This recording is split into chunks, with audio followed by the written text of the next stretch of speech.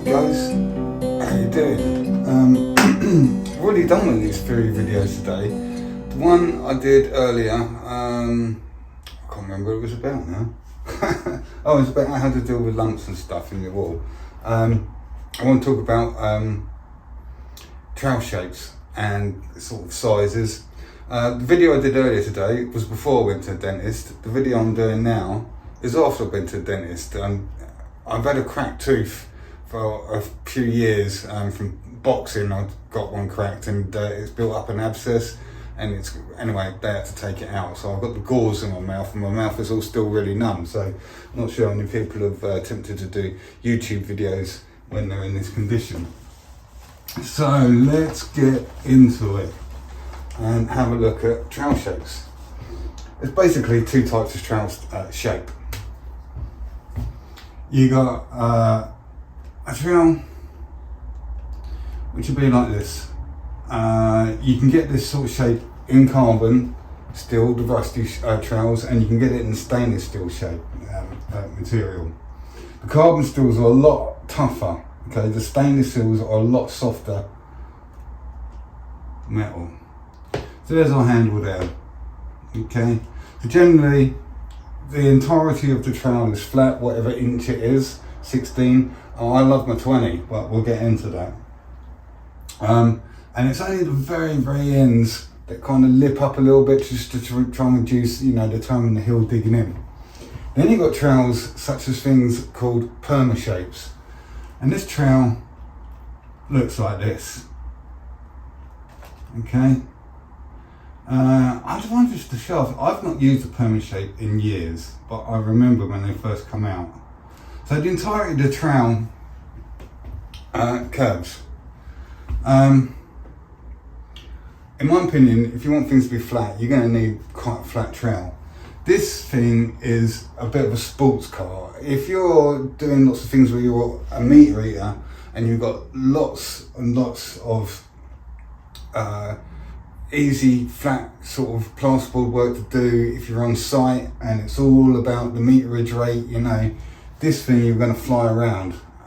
It's very forgiving because the toe and the heel don't stick in at all. This trowel makes you work a hell of a lot harder to get things flat.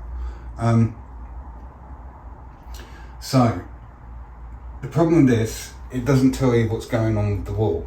And trying to get internals and things like that straight is much more difficult with that. But going across the flat surface, well, and straight across it, it's all the meterage, all big easy flanks and stuff like that. Let's have, so if we turn these trowels round, so now we're looking down the length of the trowel. So there's your shaft, there's the handle. I'm not too sure, I'm pretty sure these curve like this as well.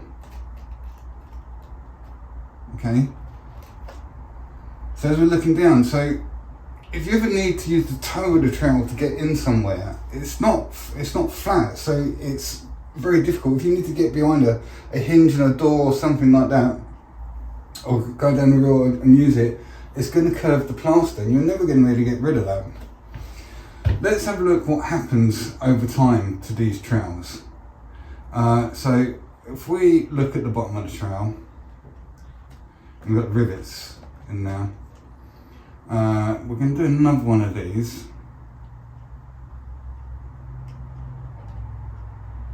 And we're not going to talk about this trowel at all for now. This suggests that both these trowels, we're looking down, there's rivets. One's carbon and one's stainless steel. Right, stainless in that. Okay, over a period of time, if you get a really old carbon steel trowel, this is probably what's going to happen to them. Let's represent this in a slightly different colour so it's easier to see. The edge is going to round off and it's going to kind of like do this, and the front's going to get slightly thinner. Okay, and it's going to do that, but it's going to keep it straight line. What happens to the stainless steel is this will happen. The edges round off and you'll kind of get this sort of shape going on. And I'm drawing it a little bit extreme, but it's going to start wearing at the middles. So what's happening here is, with the stainless, is your carbon trowel is going to remain like this. But if you bought your stainless steel trowel and it looked like that at the beginning, when you get to this point, this is how this trowel is going to look. Okay, so there's the handle. There. They warp. If you use it, you know, or using it all the time, every day, the middles wear away and they flare up. Let's have a look again at these. So again, we've got the carbon. Looking at it, I'm just replicating that exact same thing up there. But we're just going to draw entirety of the trowel. So there's the thickness of the blade. But the stainless. So there's the thickness of the blade. So now we concern ourselves with the top of the trowel and with the bottom of the trowel. Now over time, this trowel will start to curl up like this at the ends. And not only will it curl up, it'll have the little towel right on the end. Okay? And it will go like this. And this is where the stainless steel is kind of ripping, and it leaves a real sharp jagged edge on the thing. And you have to really open your trowel up. This is like, so when you're using stainless and you're opening it up, you're kind of using this area here. Whereas the carbon steels will do this. They'll go at the ends, but the flatness of the trowel will stay the same. And you won't get this. You won't get this tiny little horn that's going to kick up on the end. That's what happens. Again, I use carbon steels all the time.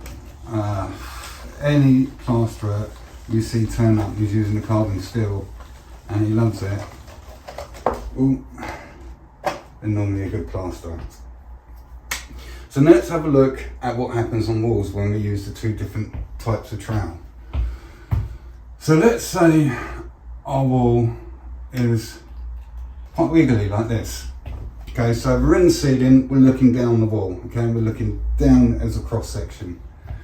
When your trowel, which we'll be holding this way, is shaped like this, so there's the handle, we're going to apply our plaster. So here's the shape of our trowel hitting the wall. Then we come along a little bit again, okay. We're not getting any trowel marks here. Then we're going to come across a little bit again. Okay, might get a little bit of a trail mark there, then we're going to come across a little bit again. So because it's so curved, we can't help follow what's going on with this wall. Maybe you'd come back there because it looks quite extreme, and I'll use the curve again. So I'm coming in, curve again. Oh, it's coming out, it's for the curve, it's curved, okay? That's what happens when you use curved perma-straight trowel. Doing meters and everything, it's fine, but you're going to follow the contours of the wall. So now we're going to use our straight trowel, depending on what its length is. So here we go, there's an average, okay? Then the wall's coming out a little bit, okay? So what's happened here, it's caused a trowel mark down the wall, and we've seen that, yeah? So what that does, it makes us come back, and then we use the length of the trowel again. So then we end up doing this, okay? So then this is the length of the trowel again here. Well, it's because it's so straight, it's leaving a trowel mark, so it makes us come back that little bit more, and then we just catch it, so it doesn't leave a trowel mark. We're filling it out and filling it up and watching, the trowel mark's not there, so we know we're dubbing it out. Straight, straight, oh, that's a trowel mark. We've got to come back. Wait, get the trowel, there it is. Okay, followed here, going to the wall, it's a massive trowel mark. We've got to come back, there's it is. This one's on here. Trowel's following the wall. Ah, that's not right. There's a trowel mark in there. We've got to come back. Got to come back. So eventually, using the straight trowel, this is what's going to happen with your curved trowel. This is what's going to happen with your straight trowel. It forces you to make things straight. That's your first coat. Then your second coat can go on much more regulated. With your second coat with these guys, it's going to do exactly the same thing. You might iron it out a little bit. Okay, curved. It's gonna do the same thing. Okay, it's curving. That's the difference. That's what I use. I use a 20-inch. I might go into one a little bit more about the 20-inch, but a lot of you guys are complaining mainly because they're using curved trowels. So when obviously you got like a 13-inch trowel, it's got a curve in it. It's there. Okay, so there's our flat wall. You got a 20-inch trowel and it's curved. You know, it's much bigger. Look at that. Look how far you are off the wall there. My 20-inch trowel is straight. Tiny little bit there, tiny little bit there. And I fill up here, so I don't use, you can use the entirety of the 20-inch trowel to fill when you've got gear on it, to go right to the ends. But that's when you're going to start getting trouble with your elbow and everything, because you can't, it's so heavy and you try and hold it still, you're going to have elbows. So you put it on here, as you squish it up the wall, obviously it flattens out and it comes to the end, and it might not even come all the way to the end, which is reducing any gear flopping over. If you're using a short trowel, so again, so here's the handle so you can just see, right, you've got the same amount, exactly the same amount of gear, but as you squish it in, look, it's gonna, you know, it's coming over the sides. Okay, so even though you're not loading the full length of the 20-inch trowel up, you're reducing your drop because it can't escape over the front or the back of the trowel. And then once you've got that gear on, and you put it on the middle, then you move it around, and because it's straight, when you move it around, now you're using the entirety of the trowel to move it around the wall, and then you flatten out as you go along. So that's the difference in the trowels, the shapes of them, different materials. You've got your flexi trowels and stuff like that, which do have a place. If you use a carbon steel trowel, you won't get a smooth polished finish as you will with a stainless steel. So that's why I tend to use 20-inch carbon steel, get things flat. I lay on with it, I lay down, put the second coat on it, maybe a couple of flattens for the second coat, and then as it starts picking up, and I'm pretty happy that I've got it as flat as I can, and I, you know, maybe the last couple of wet trowels towards the end, I'll just switch to that flexi trowel, and I don't have to worry about that flexi trowel leaving any ripples, not because I've already ironed them all out with the 20. And now all I'm doing is just polishing off that top, just give it that shine that everybody loves, you know, and they look down and they go, oh God, that's a beautiful wall. So there you go.